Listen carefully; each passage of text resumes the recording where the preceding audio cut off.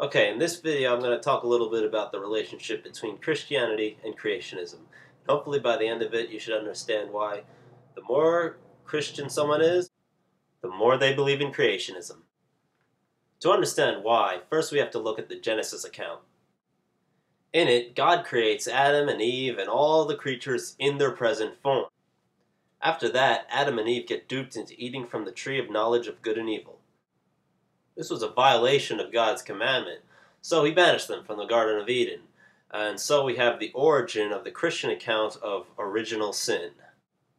As a side note, it's good to consider whether eating from the tree of knowledge of good and evil could be a sin.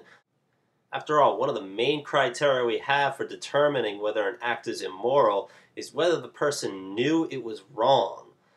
So, did Adam and Eve know it was wrong before being able to know it was wrong? Something to think about.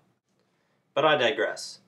Fast forward a few thousand years, or maybe a few 100,000 years, depending on your interpretation of human history, and we come to the sacrifice of Jesus on the cross. Ask any Bible-thumping Christian, and he or she will tell you that Jesus died for your sins. Well, it's not really your sins, it's really the sins of Adam and Eve, and as the saying goes in the Bible, the sins of the Father shall fall upon the Son.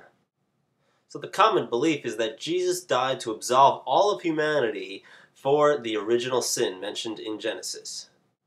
But there are all types of problems with the Genesis account, including the origin of other species and the origin of humans in general. Evolution pretty much conclusively proved that it didn't happen that way. Creatures were not created independently in their full form. There is a continuum, an evolution, and a tree of life, and all life is connected. This is what the evidence tells us. So how do Christians reconcile the Genesis account with the mountains of evidence supporting evolution? Well, apologetics call it a metaphor. But this raises a problem for the Jesus sacrifice, since did he die for a metaphor? So an apologetic is forced to abandon the belief in the original sin and instead just believe that Jesus is being sacrificed to forgive individual sins, like murder or theft. This is a shame because original sin is such a huge selling point for Christianity. So a lot of hardcore Christians choose to ignore all the evidence for evolution in exchange for keeping their belief in original sin. To summarize, the evidence for evolution creates a paradox between a literal interpretation of the Genesis account and a literal interpretation of Jesus' sacrifice.